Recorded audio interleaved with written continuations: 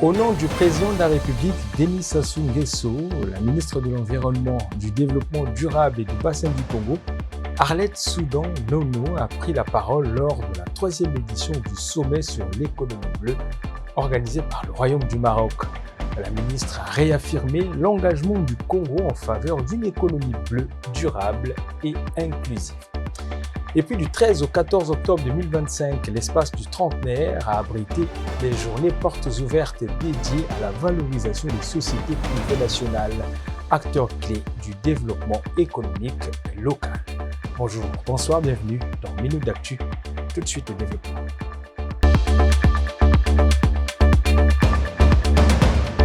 Au nom du président de la République, Denis Sassou Nguesso, la ministre de l'Environnement, du Développement durable et du Bassin du Congo, Arlette Soudan Nono a pris la parole lors de la 3e édition du sommet sur l'économie bleue organisé par le Royaume du Maroc.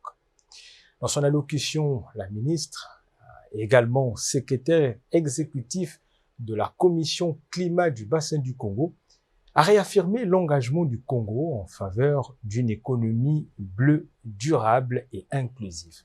Elle a salué l'organisation exemplaire de ce sommet et rappelé que l'Afrique est avant tout un continent maritime bordé par 2 océans et traversé par de grands fleuves, dont le fleuve Congo, dont le potentiel reste encore largement sous-exploité. Arlette Soudan Nono a enfin souligné l'urgence de changer de cap en considérant les espaces maritimes comme des leviers de souveraineté, de prospérité et de résilience pour le continent africain.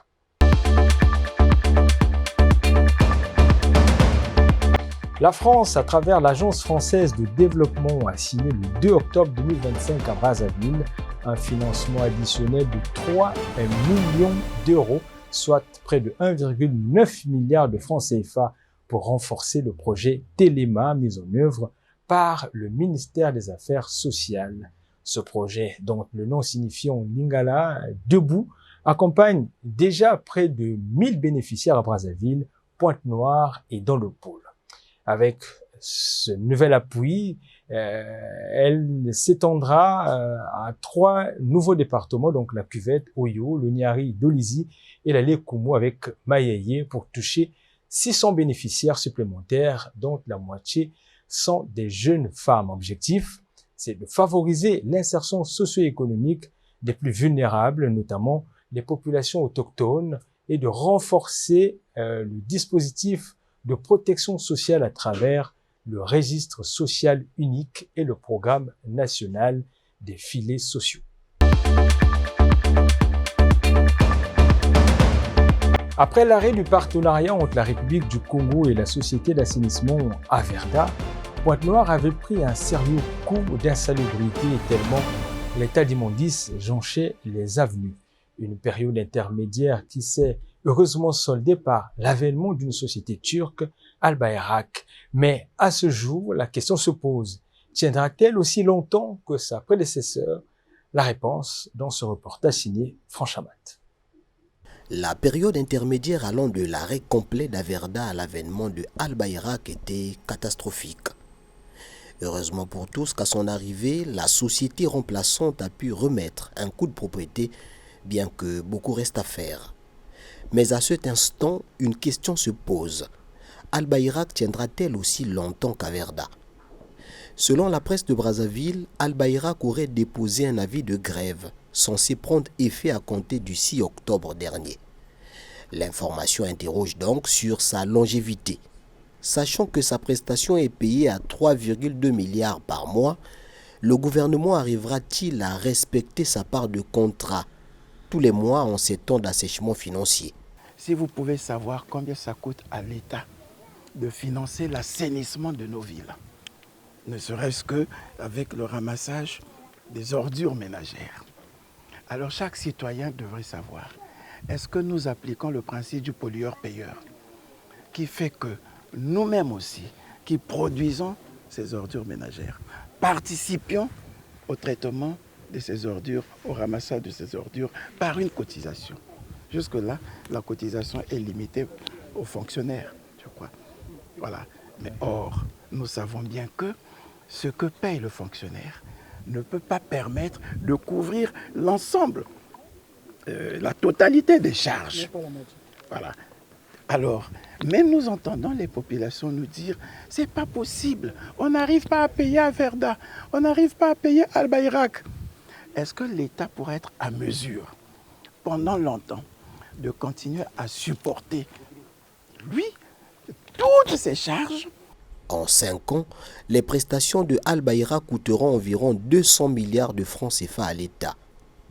Avant ce contrat, les mairies de Brazzaville et de Pointe-Noire avaient une allocation respective de 800 et 400 millions de francs CFA. La gestion était loin d'être satisfaisante. Je le disais en titre, à Pointe-Noire, l'espace du trentenaire a accueilli cette semaine un rendez-vous économique d'envergure. Les journées portes ouvertes des sociétés privées nationales, initiées par Total Énergie et partenaires, qui se sont tenues du 13 au 14 octobre 2025, placées sous le thème « Valorisation des sociétés privées nationales, acteurs clés du développement économique local ». Cette rencontre met en lumière le rôle essentiel des entreprises congolaises dans la création de richesses et d'emplois. Un espace d'échange, de partage d'expériences et surtout une vitrine pour la promotion, le savoir-faire national entre ambition, partenariat et perspectives d'avenir. Les acteurs économiques veulent désormais placer les sociétés privées nationales au cœur du développement du pays. La réunion des dirigeants mondiaux sur les femmes s'est achevée à Beijing. Les participants ont appelé à un engagement mondial renouvelé en faveur de l'égalité des sexes et de l'autonomisation des femmes. La réunion des dirigeants mondiaux sur les femmes qui s'est tenue à Beijing s'est achevée par une déclaration présidentielle, un appel fort en faveur de l'égalité des sexes et de la mise en place d'un système de gouvernance mondiale plus juste et plus raisonnable. Si nous voulons sauver le monde, nous avons besoin que davantage de femmes fassent entendre leur voix et défendent leurs valeurs à la table des négociations. Nous avons la chance d'avoir aujourd'hui une femme présidente. Nous allons la réélire et nous attendons d'elle qu'elle fasse davantage pour les femmes afin de changer l'écosystème. Au Nicaragua, nous avons atteint l'égalité des sexes dans les postes gouvernementaux. Nous voyons des femmes à la tête de nombreuses institutions. Nous examinons les progrès que nous avons accomplis dans les 12 domaines prioritaires de la déclaration et le programme d'action de Beijing. Nous pensons avoir fait quelques progrès, mais nous sommes loin d'avoir atteint nos objectifs. Reconnaissant que le développement global des femmes reste confronté à des défis complexes et que la réalisation de l'égalité des sexes reste une tâche à long terme, les délégués à la session plénière ont poursuivi leurs échanges sur la protection des droits des femmes et le renforcement de la coopération mondiale en faveur de la promotion des femmes.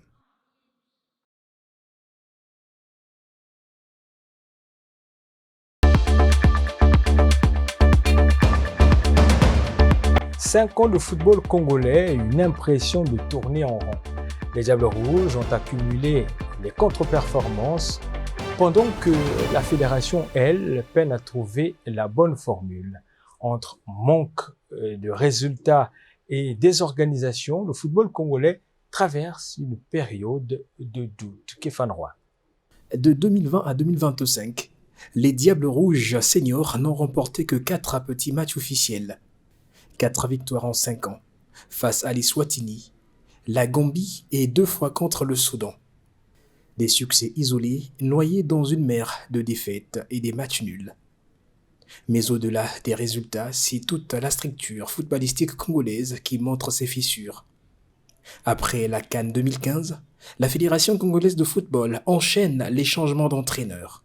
Les primes impayées, les tensions internes et les clubs livrés à eux-mêmes dans un championnat sans réelle visibilité. Sans oublier le bras de fer persistant avec le ministère des Sports. On ne peut pas s'attendre à des bons résultats lorsque les gestionnaires du football ne sont pas en parfaite corrélation. C'est le gouvernement qui est responsable de ce désordre. Parce que je ne vois pas... Admettons que ce soit le ministre, comme je lis sur la toile à qui on attribue, je dirais faussement, le tort. Mais le chef de gouvernement est là pour remettre de l'ordre. Maintenant, si c'est la fédération, cette fédération se cache derrière le fait que c'est une institution qui dépend de la CAF, de la FIFA, et donc impunie, quoi. C'est des institutions qu'on ne peut pas, on peut dire, aseptiser aux fautes. Donc, on ne peut pas leur faire des reproches, on ne peut rien leur dire. Mais lorsqu'il faut investir pour la sélection, c'est le gouvernement qui donne. Il y a quelque chose qui ne va pas. La faute revient au gouvernement. Et j'ai le courage de dire, monsieur le Premier ministre, s'il vous plaît, prenez vos responsabilités. Vous nous avez promis la restauration de l'autorité de l'État. Mais là, il y a un désordre. Il y a une jeunesse aujourd'hui qui va être en perdition. Une situation que déplorent de nombreux observateurs du football congolais. Aujourd'hui, il faut reconnaître que depuis la fin de la CAN 2015, le Congo peine donc à avoir des bons résultats, qui est donc source de plusieurs facteurs, des facteurs endogènes, exogènes.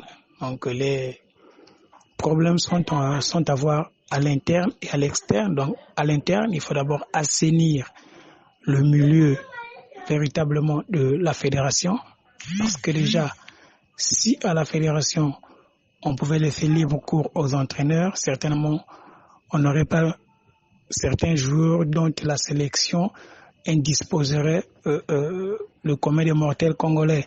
Et aujourd'hui, aucune des sélections depuis 2015 à aujourd'hui n'a fait l'unanimité, parce que certaines langues pensent que ces joueurs ou celui-ci ne méritait pas d'être là, ce joueur ou celui-là méritait d'être là. Malheureusement, il n'y a pas été. Donc, il faut d'abord assainir ce climat, permettre donc à chaque entraîneur d'avoir la liberté de pouvoir sélectionner ses propres joueurs par rapport à la performance.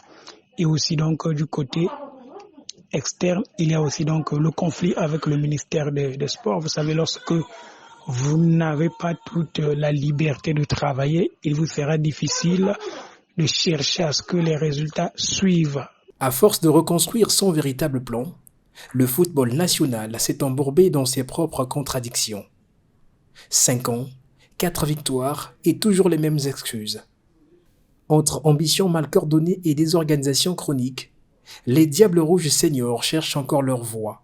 Et surtout, une série de victoires capables de rallumer la flamme d'un peuple en manque d'espoir.